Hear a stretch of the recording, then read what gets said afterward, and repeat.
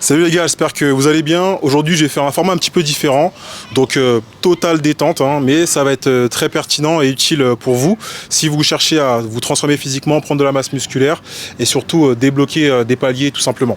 Là, je viens de terminer une séance de musculation tranquillement, donc j'ai fait ça en extérieur, je vais vous partager quelques petits extraits et je voulais vous parler de 5 points, donc vraiment 5 points extrêmement importants qu'il va falloir optimiser si vous voulez prendre de la masse musculaire durablement, efficacement et du coup aussi éviter certaines erreurs tout simplement. Donc ces 5 erreurs, ces 5 points, ce sont des erreurs que moi-même j'ai pu faire dans le passé et du coup je vais aussi vous donner quelques petites solutions pour éviter de les faire tout simplement. Donc la première erreur, c'est être dépendant de ton cadre. La dépendance à ton cadre t'empêche de pouvoir t'adapter tout simplement. Si tu vas dans une salle de sport, que tu as tes habitudes, que ce soit en termes de machines que tu utilises ou d'exercices que tu fais, ou le fait de t'entraîner avec toujours la même personne, peut-être un gym bro comme certains aiment bien dire, si tu n'es pas dans ce cadre qui va être optimal pour t'entraîner, peut-être que tu vas te retrouver dans une situation où si tu es dans une autre salle de sport ou alors, je sais pas, par exemple en vacances, tu ne sauras pas quoi faire. Et ça peut être problématique parce que l'adaptation permet d'être durable. Et être durable te permet, entre autres, si cette durabilité est optimisée, d'avoir de réels résultats.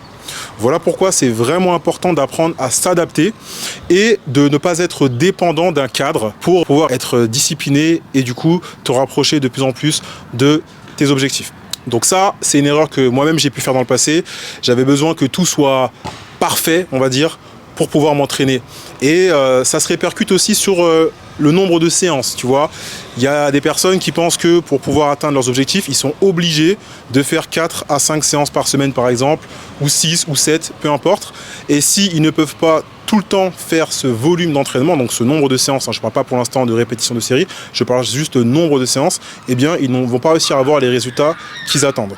Alors qu'en réalité, on peut s'adapter et malgré tout maintenir notre physique, voire même le développer si on sait parfaitement structurer son programme. Premier point que j'ai beaucoup développé, la dépendance au cadre, quelque chose qu'il faut chercher à éviter, être capable de s'adapter, de s'entraîner en extérieur comme je le fais aujourd'hui par exemple. En ce moment, j'ai beaucoup de travail et ma salle de sport est assez loin, donc je mets 45 minutes à y aller-retour.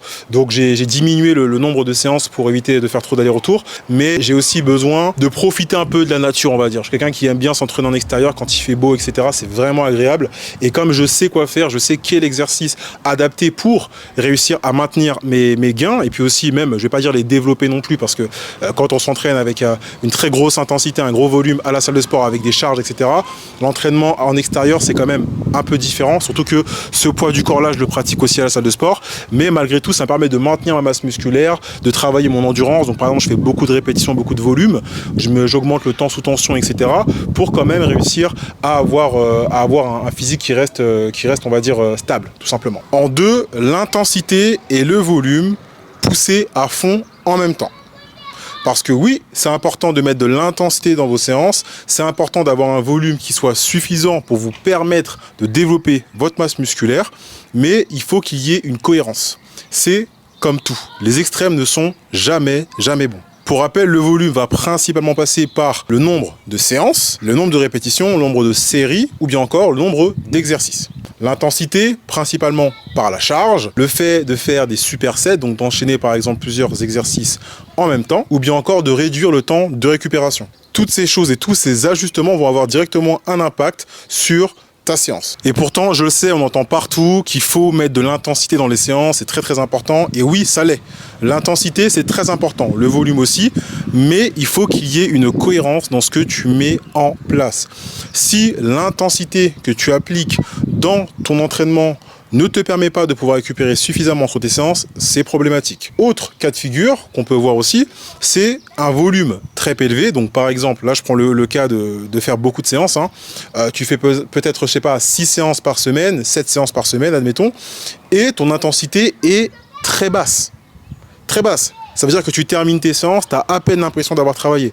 Donc là, il y a un problème. Il y a une incohérence entre l'intensité et le volume. Dans ce cas-là, il va falloir revoir le programme pour que la cohérence dans ton programme te permette réellement de construire de la masse musculaire. Ou du moins te permettre de pouvoir créer des adaptations neuromusculaires qui te permettront d'évoluer avec une bonne alimentation, un bon repos, etc. Et tous les facteurs qui viennent englober la transformation physique. Et crois-moi, en termes d'intensité et de volume, je m'y connais bien parce que je me surentraînais.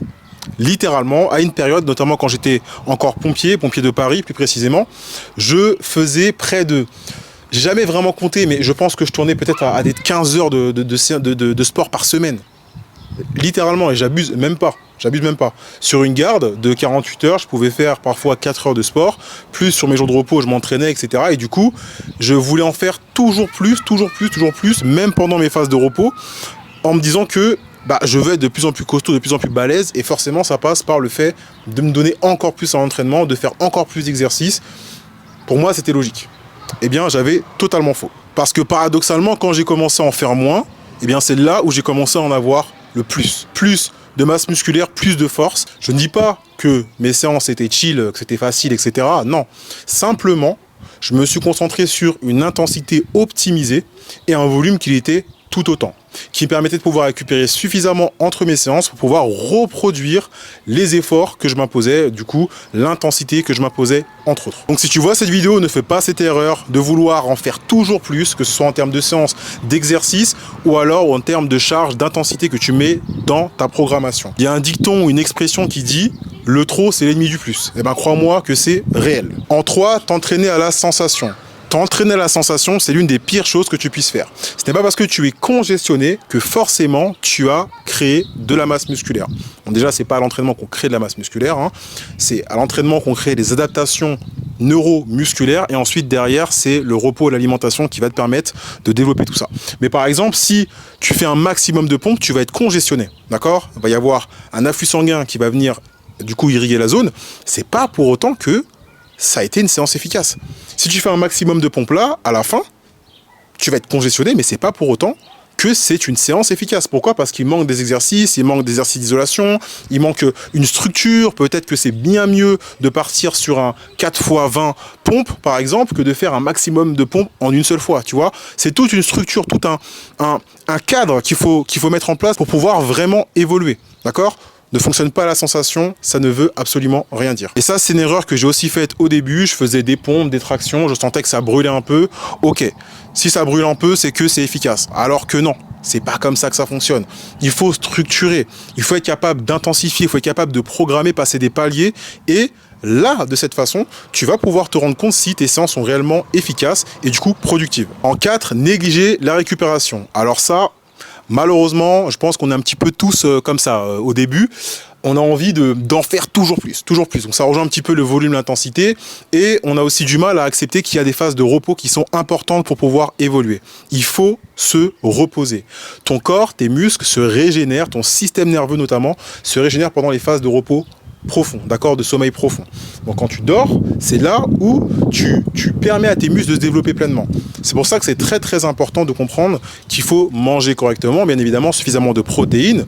Je te conseille de partir sur 2 grammes par kilo de poids de corps, des lipides, des glucides. Donc les protéines permettent de développer la masse musculaire, de maintenir la masse musculaire et de récupérer aussi au niveau musculaire. Les glucides pour les stocks de glycogène et les lipides qui vont impacter directement tes taux d'hormones, tes taux hormonaux, notamment les taux de testostérone et d'hormones de croissance, qui sont extrêmement importants pour te développer pleinement. Accepte que tu as besoin de récupérer, de repos pour évoluer. Je te garantis que quand j'ai accepté qu'il fallait que je me repose pour pouvoir évoluer, c'est là où j'ai justement passé des paliers de force ou physique énormes. Parce que j'ai compris qu'il n'était pas nécessaire de me buter à 6, 7, 8, 10, 12 séances à une époque, même plus, par semaine pour pouvoir atteindre mes objectifs. Qu'il fallait mieux structurer, planifier, intensifier et aussi récupérer pleinement entre mes séances pour pouvoir reproduire l'effort. En 5, t'entraîner au hasard. Alors ça rejoint la planification. Le manque de structure, le manque de cadre t'empêche inévitablement d'évoluer. Si quand tu vas à la salle de sport, tu ne sais pas quel exercice tu dois faire, tu arrives à la salle et puis tu vas Tu vas tester un exercice au hasard comme ça en pensant que c'est ça qui va te permettre de passer des steps. Tu choisis pas l'exercice par rapport à ta morphologie, ta génétique, tes facteurs limitants, si tu manques de mobilité, de souplesse, de gainage. Certains exercices ne seront pas adaptés pour toi. D'accord? Donc il faut choisir les exercices intelligemment. Il faut planifier, structurer et aussi savoir où tu en es en fait. Quand tu vas à la salle, tu dois savoir ce que tu avais mis la semaine d'avant et ainsi de suite. C'est très important. Donc, prends un petit carnet, note ce que tu sais faire, note ce que tu as fait la semaine d'avant, note tes performances. Et de cette façon, tu vas pouvoir appliquer ce qu'on appelle le principe de surcharge progressive. Tout simplement, le fait d'augmenter les charges semaine après semaine. Ça ne passe pas que par la charge, la surcharge progressive. Ça passe aussi par le nombre d'exercices, donc le volume. Ça va passer par le fait de mettre en place des supersets. Ça va passer par le fait de réduire le temps de récupération entre tes exercices. Tout ça, ça va venir impacter l'intensité et du coup, la surcharge progressive notamment sur tes séances, ok? Et du coup ton programme. Je peux te garantir que quand tu vas commencer à traquer tout ça, à vraiment te rendre compte de tes capacités réelles, justement, de pouvoir mettre en place ce principe de surcharge progressive semaine après semaine, mois après mois, là tu vas commencer à avoir de réels résultats. Et en plus de ça, ça maintient motivé. Ça maintient motivé parce que tu sais que ce que tu fais, eh ben ça paye, parce que tu vois les résultats. Que quand tu ne peux pas les quantifier parce que simplement tu ne les traques pas, c'est extrêmement démotivant. C'est extrêmement démotivant et c'est une fois encore quelque chose que je faisais avant. Avant, je ne traquais rien du tout. Simplement, je me rappelais un petit peu, ok, la semaine dernière, je pense que j'avais fait, je sais pas, tant de pompes, j'avais mis tant au développé couché, c'était que du à peu près. Et en fait, c'est à peu près là, au début, ça fonctionne. Mais, très rapidement, tu atteins un plafond de verre. Très rapidement, tu atteins un plafond de verre. Parce que le manque de structure ralentit. Le manque de structure freine, le manque de structure t'empêche de passer des steps et d'atteindre tes objectifs physiques. Donc structure, planifie et répète le processus constamment. C'est la fin de cette vidéo, j'espère qu'elle pourra t'aider et si jamais tu as la moindre question, n'hésite pas à m'en faire part en commentaire. Si potentiellement tu veux que je t'accompagne personnellement à atteindre tes objectifs physiques, il y a un lien dans la description, tu prendras un petit appel avec moi et si je peux t'aider, eh bien ce sera avec grand plaisir qu'on débutera ta transformation physique ensemble. Force!